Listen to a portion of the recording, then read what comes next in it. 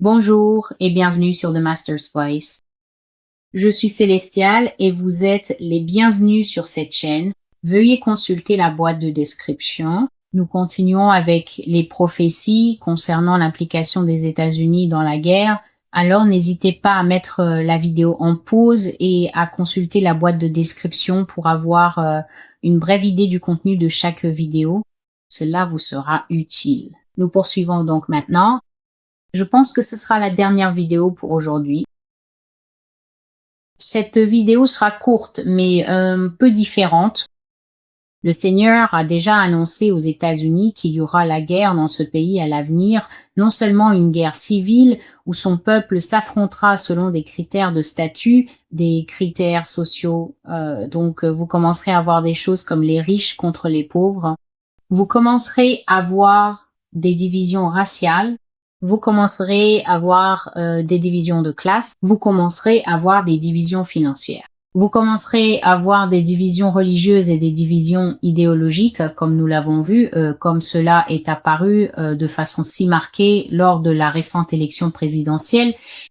Mais finalement, toutes ces différences, parce que les Américains cesseront de dialoguer, ils cesseront d'être tolérants, s'ils ne l'ont pas déjà fait, ils cesseront de se comprendre les uns les autres, ils cesseront de s'écouter les uns les autres et ils iront même jusqu'à ne plus permettre à chacun d'avoir sa propre opinion à cause de tant de confrontations. Cela en viendra à un point où les Américains prendront réellement les armes et iront en guerre les uns contre les autres. Ce ne sera pas la seule cause de cet événement. Il y aura également beaucoup de guerres spirituelles qui surviendront et qui provoqueront ce genre de situation, mais finalement, la paix que cette nation devrait connaître et la paix qu'elle a traditionnellement connue depuis des centaines d'années maintenant, du moins sur son propre sol. L'Amérique a mené des guerres, mais elle a toujours eu la capacité et je dirais la sagesse de les mener en dehors de son territoire. Finalement, la guerre finira par arriver sur ce territoire et cette guerre sera très destructrice, tant en termes de pertes humaines qu'en termes de haine entre frères qui va s'installer. Mais il y aura aussi une invasion, c'est à dire une guerre à nouveau menée ici après cette guerre civile, lorsque d'autres nations des puissances comme la Russie, la Chine et leurs alliés viendront envahir le pays. Mais avant cela, il y aura une série d'escarmouches, je devrais dire. Il s'agira de conflits internationaux qui pourraient entraîner des coups de feu, des pertes humaines, ou alors ce sera assurément une guerre de mots, de menaces, de bruit fort, comme nous l'avons vu entre l'Amérique et l'Iran, juste avant que le coronavirus n'arrive et ne change, ne détourne l'attention de tout le monde. On pouvait donc voir que les tensions montaient à ce moment-là vers la fin de l'année dernière. Il y avait une guerre de mots, tout le monde menaçait tout le monde. Il y avait une véritable guerre de mots et même des actions concrètes, des sanctions commerciales et des mesures économiques, une nation contre une autre, les États-Unis et la Chine. Ce genre de choses va donc se produire et c'est ce que la Bible appelle des rumeurs de guerre. Il ne s'agit donc pas d'un véritable conflit physique. Il n'y a pas vraiment de soldats sur le terrain, mais il y a tellement de colère et de discours négatifs dans l'espace international. Les politiques échouent, les discussions échouent, les négociations échouent. Et au final, vous avez deux groupes de citoyens, l'un ici en Amérique et l'autre où que ce soit, qui se sentent très tendus et ne savent pas ce que l'avenir leur réserve. C'était donc un aperçu très bref que le Seigneur m'a donné. J'ai finalement pu écrire la prophétie le 30 juin 2019 et elle s'intitule Combat de Coqs. Donc, pour ceux qui ne savent pas, j'ai ici une image de deux poulets très en colère et en fait des coqs, des mâles agressifs. Et dans les combats de coqs, ces coqs sont pas autorisés à grandir normalement. Ils grandissent en étant beaucoup piqués. En gros, ces coqs ne sont jamais laissés en paix. Ils sont constamment piqués, poussés et simplement agacés afin qu'ils développent une très grande agressivité, bien plus que celle d'un coq mâle ordinaire. Ils sont tout le temps très en colère et il est très facile de les énerver. Et La raison pour laquelle ces coqs sont élevés dans ces conditions, c'est parce qu'ils participent à un sport illégal dans la plupart des pays, mais malgré tout, cela se produit encore, même ici. C'est un sport clandestin appelé combat de coqs, et en gros, les gens se réunissent dans une pièce où n'importe où la police ne peut pas les surprendre. Puis ils amènent leurs coqs et les font se battre les uns contre les autres. Ils parient de l'argent. Et si vous avez un très bon coq de combat, si vous avez un très bon coq de combat, alors vous pourriez finir par tuer pas mal de coqs d'autres personnes et rentrer chez vous avec une grosse somme d'argent. D'après ce que j'ai compris, ces coqs ont même des lames de rasoir attachées à leurs pattes, de sorte que lorsqu'ils s'élèvent et battent des ailes agressivement contre l'autre oiseau, ils peuvent le couper et potentiellement le tuer. C'est ainsi que le Seigneur présentait cette chose en particulier. Je voyais sans cesse une image de 2 coqs l'un à côté de l'autre, n'est-ce pas? Donc ils étaient l'un à côté de l'autre, puis soudainement ils se tournaient et allaient l'un vers l'autre. Désolé. Mais c'est ce qu'ils faisaient. Donc ils étaient l'un à côté de l'autre, puis ils allaient simplement. Donc j'ai continué à voir cette image pendant un moment, puis finalement la prophétie m'a été donnée. Prophétie. Les États-Unis et l'Iran vont se battre. Le mot que j'ai entendu, c'est dispute. Querelles et un autre mot que j'ai entendu. D'abord, j'ai vu les 2 nations représentées comme des personnes. Donc, j'ai vu les États-Unis dans la tenue d'Oncle Sam. C'était un homme, cette fois, un homme avec la barbe d'Oncle Sam et le chapeau. Et il est arrivé avec un système de sonorisation peint aux couleurs des États-Unis et un mégaphone aux couleurs des États-Unis. Et puis, un autre homme est arrivé habillé en tenue traditionnelle iranienne, je dirais, et il avait le système de sonorisation dans leurs couleurs et un mégaphone dans leurs couleurs. Puis ils se sont placés aux extrémités opposées d'un champ et ont commencé à se lancer des menaces. Ils ont commencé à s'insulter de plus en plus fort l'un l'autre, puis soudainement un coup a été porté. Maintenant, je n'ai pas vu qui a porté ce coup parce que lorsque j'ai regardé de nouveau, il s'était transformé en 2 coqs et ces 2 coqs s'élevaient très haut au-dessus du sol, très haut au-dessus du sol. Il faut comprendre que dans les combats de coqs, c'est pas seulement le fait que votre oiseau puisse griffer et donner des coups de patte à un autre oiseau, c'est aussi que ces oiseaux sont nourris de manière à leur donner une envergure impressionnante, de sorte que lorsqu'ils déploient leurs ailes devant un autre coq, ce dernier peut potentiellement être intimidé et reculer. Donc, j'ai vu ces 2 grands coqs sauter et se battre, essayant de prendre le dessus l'un sur l'autre en se frappant, se griffant et se donnant des coups de bec dans un combat physique. Donc, ce que j'ai vu, c'est que les choses sont passées du verbal au contact physique et ces 2 coqs avaient un saut très haut et impressionnant, si bien qu'aucun des 2 n'a clairement gagné. Et puis, tout à coup, le conflit s'est arrêté. Donc aussi soudainement qu'il avait commencé à s'intensifier avec des paroles dures, puis soudainement quelqu'un a porté un coup aussi vite que ça avait commencé, ça s'est arrêté. Et donc, le sentiment que j'ai eu en regardant cela après coup, c'était que ce serait comme un combat naval, que ce serait quelque chose va déclencher cela en rapport avec l'eau, vous voyez. Donc, je ne sais pas s'ils vont se disputer des droits sur l'eau ou si ce sont des navires qui vont provoquer un conflit. Je ne suis pas sûre, mais ce sera un combat naval, un combat lié à l'eau.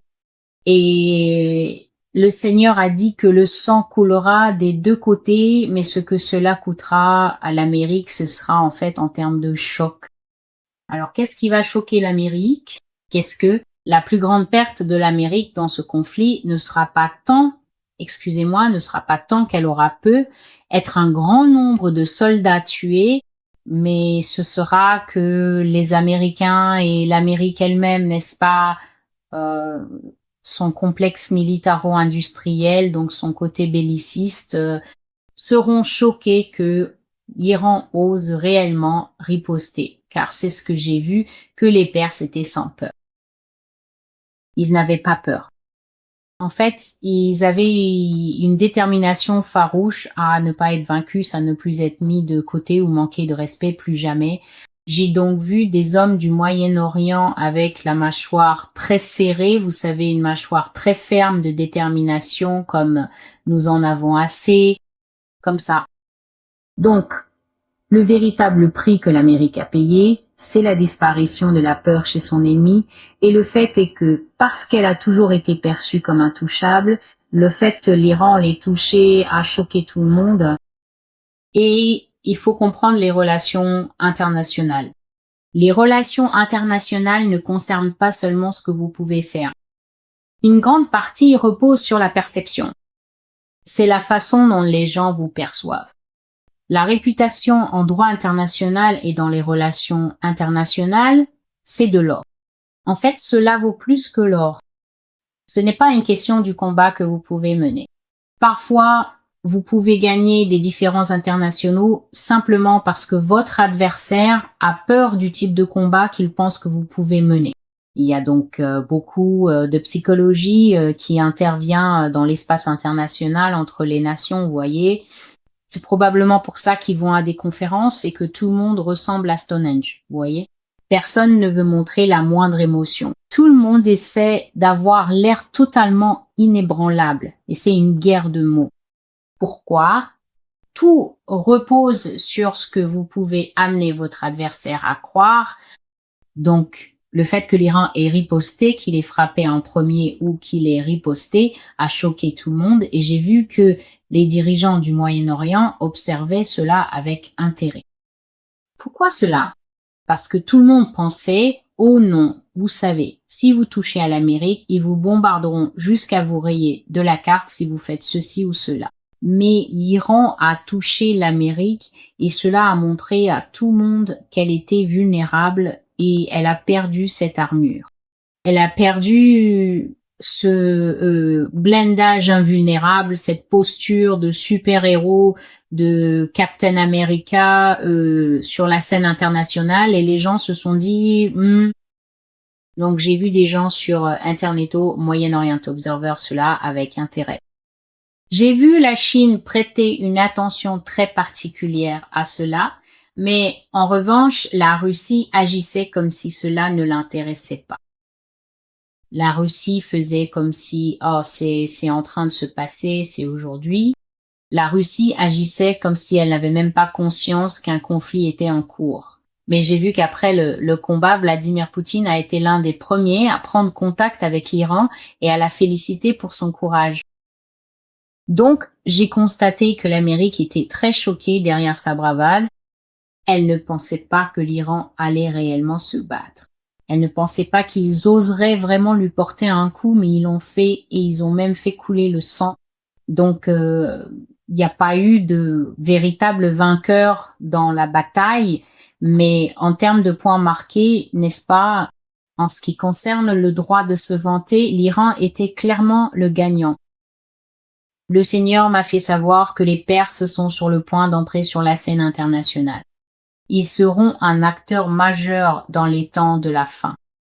Ils ont été exclus du jeu international pendant longtemps à cause de l'Amérique, mais maintenant, dit le Seigneur, ils sont sur le point de saisir une raquette de tennis et de jouer le jeu. Choisissez une équipe, vous, toutes les nations. Les derniers matchs sont sur le point de commencer. Voilà, donc la prophétie appelée le combat de Cox qui m'a été donnée, je crois que c'était en juin. Je l'ai dit au début, donc c'est en juin 2019. Je ne me souviens plus de la date exacte, mais il s'agit d'une prophétie concernant une escarmouche internationale, une sorte de confrontation internationale dans laquelle l'Amérique sera attirée et provoquée. Et j'ai dit que elle serait entraînée dans plusieurs de ces conflits et parce que l'Amérique a cette réputation, parce qu'elle a toujours quelque chose à prouver, elle n'usera pas de sagesse pour se retenir de certaines de ces choses. Quiconque la provoque, elle va dire, on y va, on va remettre les choses en ordre, on va leur montrer. Et à cause de cette tactique traditionnelle de va-t-en-guerre, vous savez, chaque fois qu'il y a un aboiement, il faut répondre à cet aboiement. Elle ne remarquera pas que ces escarmouches et ces implications lui sont en réalité préjudiciables, qu'elle l'épuise, qu'elle lui retire son armure internationale d'invulnérabilité, et qu'en fin de compte, cela fera partie de ce qui aboutira à ce que cette nation soit attaquée, capturée et brisée. Donc, voici la prophétie, le combat de Cox. Je suis célestial, ceci est la voix du maître. Veuillez consulter la boîte de description ci-dessous. Toutes les informations dont vous avez besoin s'y trouvent pour contacter le ministère, visiter le blog et lire les prophéties. Je vous encourage vraiment à lire ces prophéties. La manière dont Dieu s'exprime sur ce blog est, je pense, très différente. La façon dont il formule les choses, j'aime vraiment la cadence du Seigneur Jésus-Christ. Je pense qu'il est tellement intelligent et merveilleux et je considère comme un privilège d'écrire pour lui et de partager ses points de vue, ses pensées et son esprit. Que Dieu vous bénisse tous ou que vous regardiez ceci. Ceci est la voix du Maître. Je suis célestial et jusqu'à ce que je vous revoie, prenez soin de vous.